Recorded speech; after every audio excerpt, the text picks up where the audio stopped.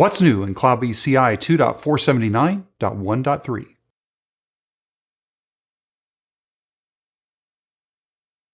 On October 30th, 2024, CloudBees CI 2.479.1.3 was released. In this video, we're going to be taking a look at the changes that occurred in that release. Also on October 30th, Jenkins LTS 2.479.1 was released.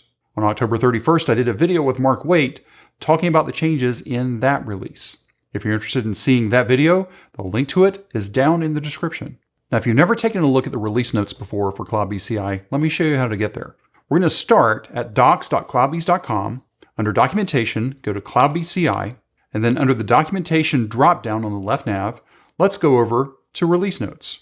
And here you can see all the release notes for all the releases for CloudBees CI. Now, I want to call out one thing right here at the top. The important section, if you skip versions when you upgrade, refer to previous versions of the release notes for any relevant known issues or upgrade notes. What does that mean?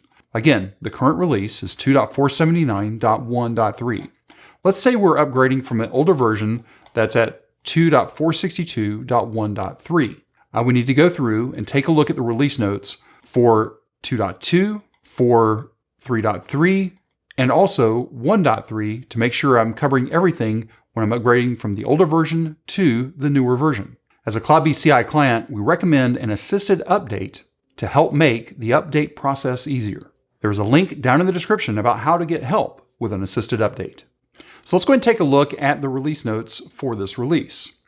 Now you'll notice there are two big red sections right here on the landing page for 1.3. The first and most important thing that you're going to run into with this release is Java 11 is no longer supported and Java 17 is now required. For a number of versions, both Java 11 and Java 17 were both supported.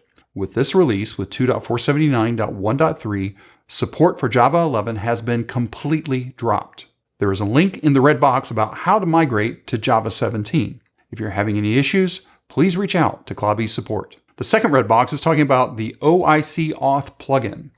There have been changes to that plugin that if you're already using it, you're going to have to make changes to the configuration in order to use this new version of the plugin from this point forward. Now let's go ahead and first take a look at the release notes for traditional platforms, and then we'll take a look at the release notes for modern cloud platforms. Traditional platforms, we've already seen the upgrade notes for both Java 11 and OpenID.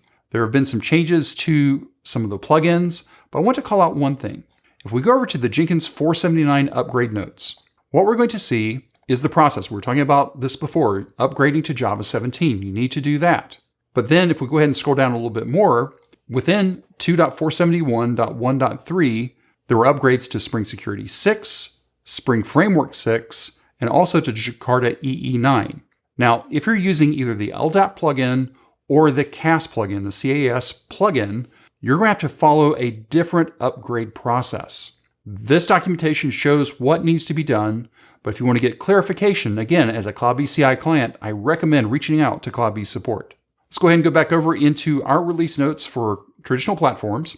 There are no new features, but there are some feature enhancements. We've already talked about number one, upgrading to Spring Security 6, and then also some changes for high availability controllers as they're related to their nodes. There are also a number of resolved issues in this release. Many are related to high availability. Now let's go ahead and go take a look at our release notes for modern cloud platforms. If we go ahead and click into the release notes, again, we've already seen our Java 11 and OIC. Again, the upgrade notes will still apply, but they're a little bit different because modern cloud platforms comes as a container image that you just run within your Kubernetes cluster.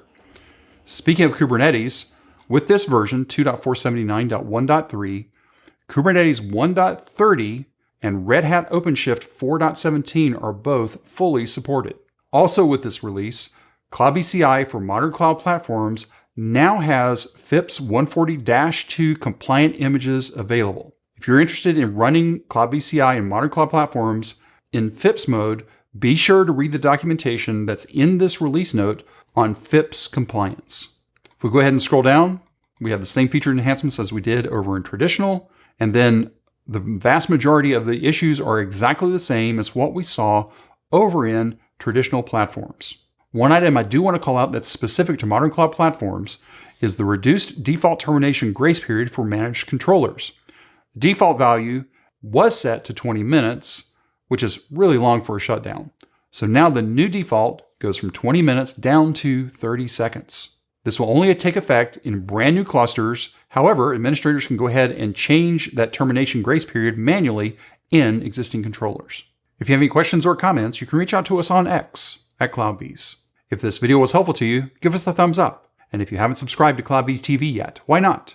Take a moment, click on that subscribe button, and then ring that bell, and you'll be notified anytime there's new content available on CloudBees TV. Thanks for watching, and we will see you in the next video.